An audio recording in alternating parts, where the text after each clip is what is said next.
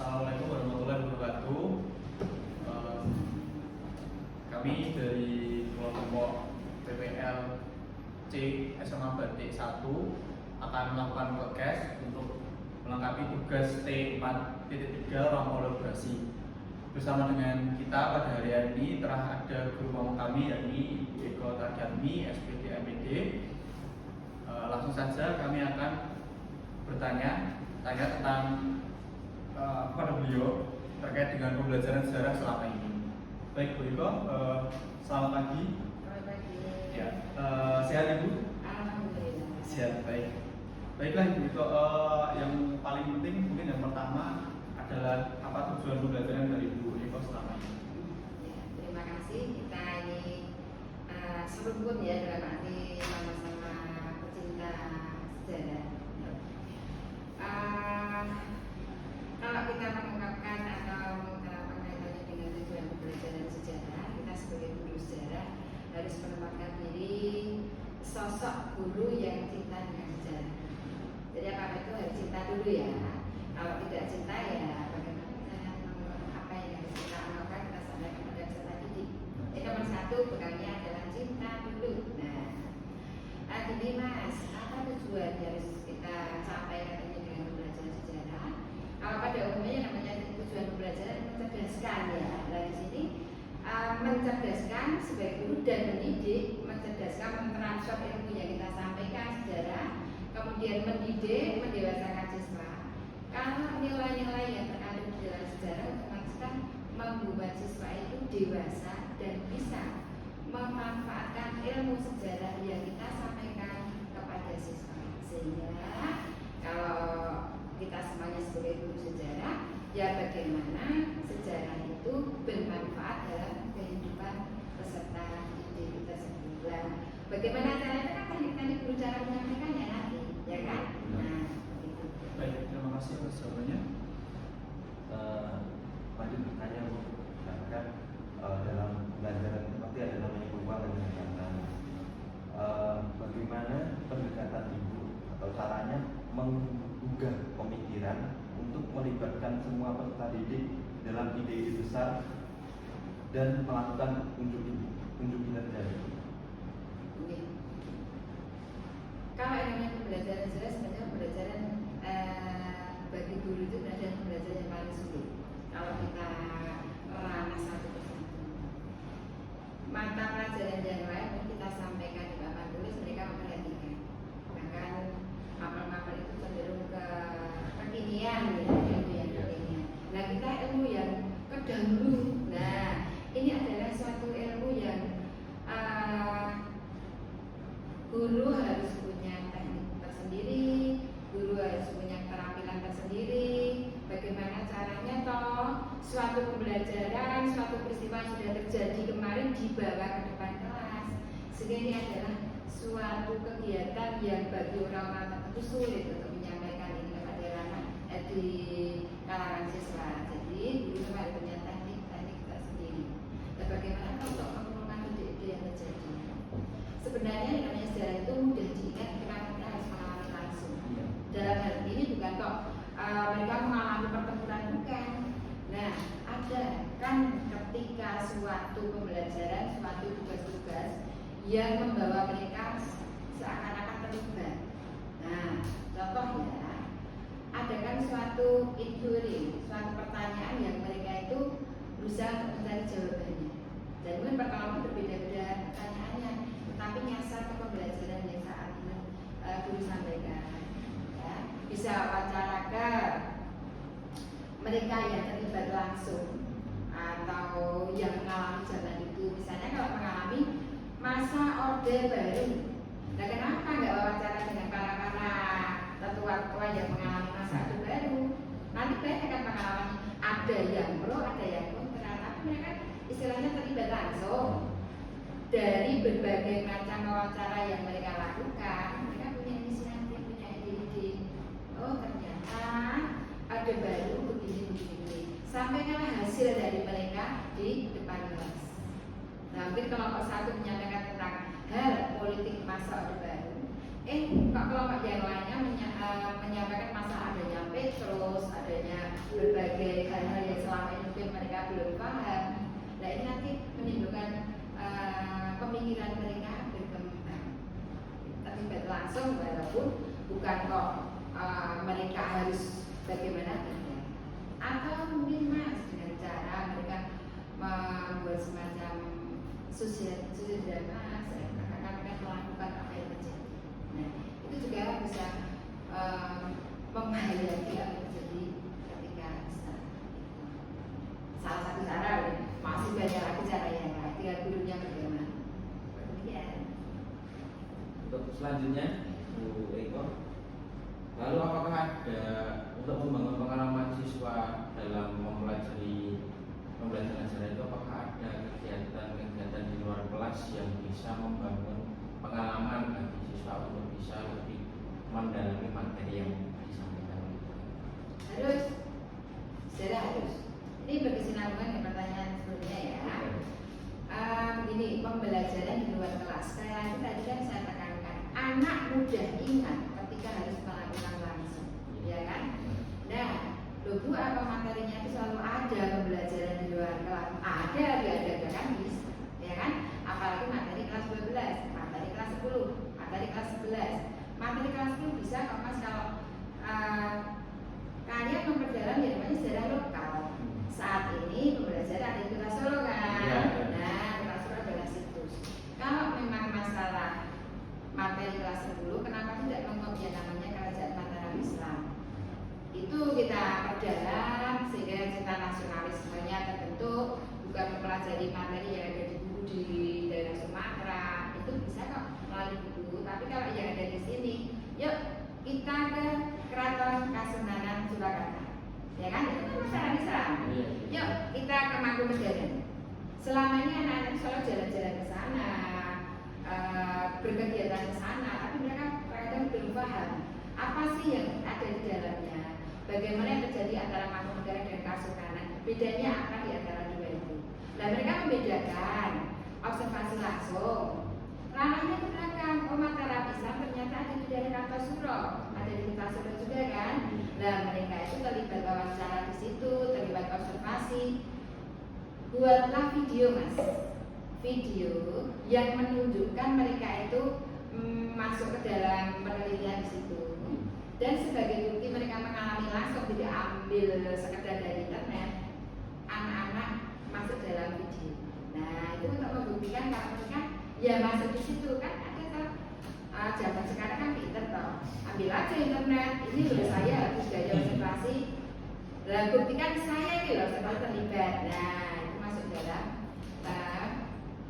video. Habis itu nanti hasilnya presentasi di depan kelas. Ini kita mendapatkan sumber belajar bukan hanya dari diri saya sebagai guru, bukan hanya dari buku, tapi bisa juga dari siswa yang mendapatkan mereka di lapangan.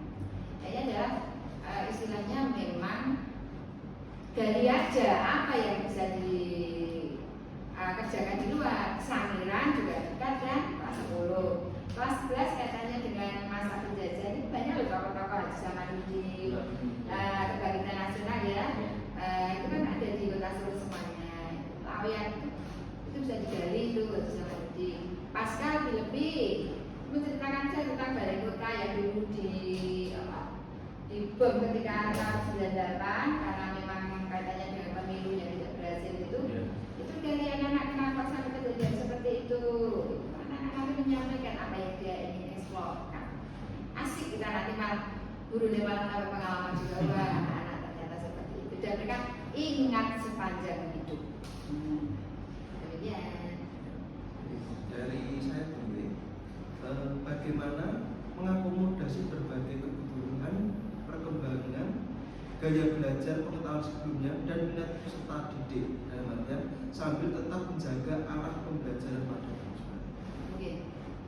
Memang gaya belajar anak itu berbeda-beda ya mas. Makanya kalau pas kegiatan pembelajaran terkadang dari sana kenapa nggak memperhatikan malah anaknya duduk sendiri. Itu jangan Anda justifikasi bahwa bocah itu nggak memperhatikan, tidak. Ada anak yang memang ketika memperhatikan pembelajaran dengan cara dilatih. Nah itu dekati aja atau atau bikin semacam pertanyaan, oh ternyata bisa menjawab. Jadi mereka walaupun gerak tapi bisa menjawab.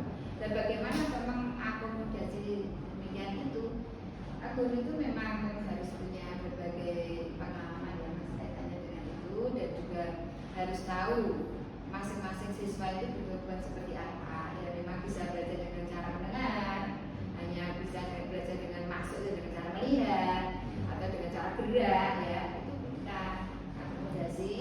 Dan nanti ketika membuat semacam kelompok unjuk rasa, unjuk kerja, ya itu kan mereka akan memilih apa yang mereka inginkan.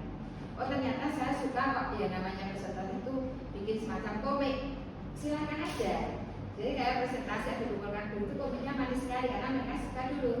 Nah, oh saya suka kok ya namanya presentasi dengan deskripsi karena saya suka nulis, saya suka bicara, saya suka diplomasi. Ya ada apa-apa, jadi bebas mereka diplomasi. Bahkan ketika ada saut-sautan ke teman-teman pendapat saya, kita anak berarti suka diplomasi. Banyak kan, jadi nanti kita akomodir mereka ketika belajar di awal itu kita bisa melihat anak yang semacam itu. Jadi nanti bisa terkelompok dengan sendirinya. Saya suka ini, saya suka ini, saya suka mendengar, saya suka main film, saya suka bersosial drama, aku bisa aja ya sampaikan, kemudian dulu dipresentasikan.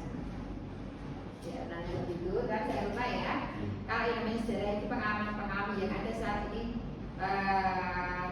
kita tuangkan, kita bawa ke kelas. Contoh kalau kita mau mempelajari, kalau misalnya materi kolonialisme di Indonesia atau masa penjajahan, antarkan aja anak pengalaman yang sekarang terjadi.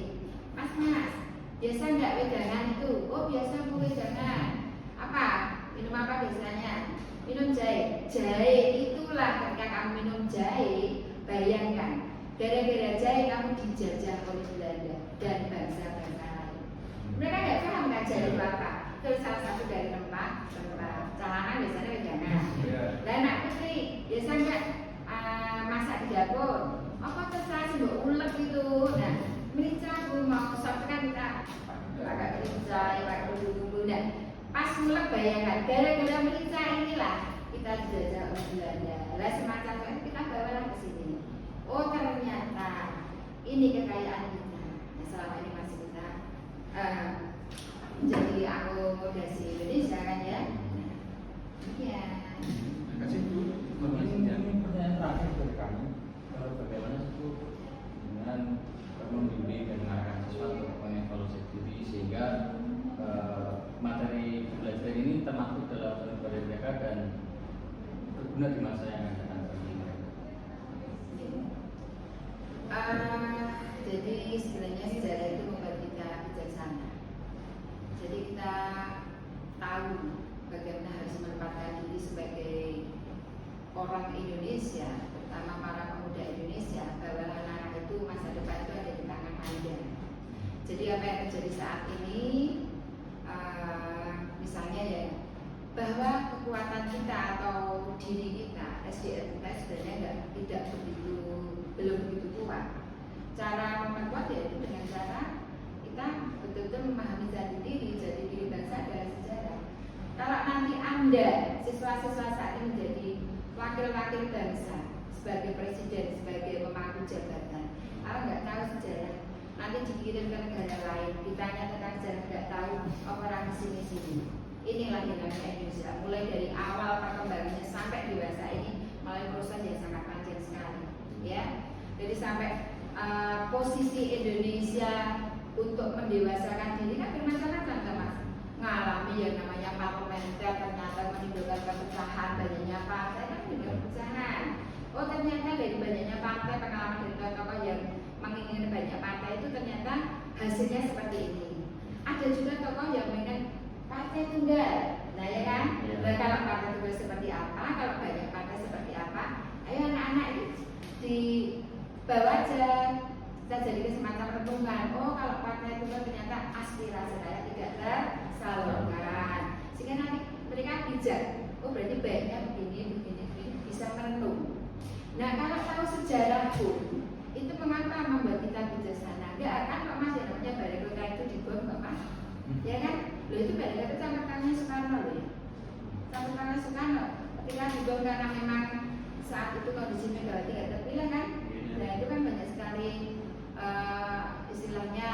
ya luapan emosi ya, bakar-bakaran dan sebagainya, gitu. Sampai yang namanya balik ke itu sampai roboh dulu itu sampai ngurus apa sulit.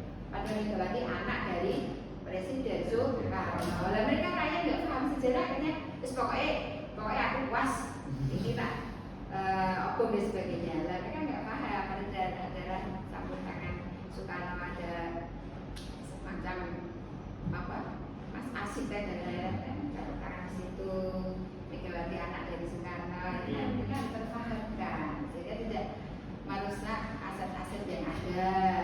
Terus yang namanya kota itu bisa bicara selama ada peninggalan.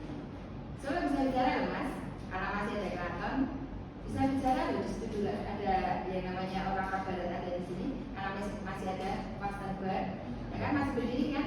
Gak mungkin kita kok ngomong kosong kok buktinya ada, ya kan? Nah, makanya untuk bangunan-bangunan yang merupakan cagar budaya ini alangkah baiknya tidak dibongkar, tidak diluburkan, tidak dijadikan hotel, tidak dijadikan swalayan, tetapi jagalah tetap utuh, dijejerke dengan bangunan-bangunan modern sehingga nanti anak-anak kita bisa bicara tentang kota Solo. Ini ya, jadi pesan yang harus kita sampaikan kepada anak-anak didik yang akan kita jadi. Baiklah, terima kasih atas jawaban-jawaban yang telah diberikan oleh Bu Iko tadi. Luar biasa sekali atas jawaban-jawaban tadi. Banyak hal yang bisa kita petik, kita bisa ambil hikmahnya begitu. Demikian dari kelompok kami. Apabila ada salah kurangnya kami mohon maaf. Wassalamualaikum warahmatullahi wabarakatuh.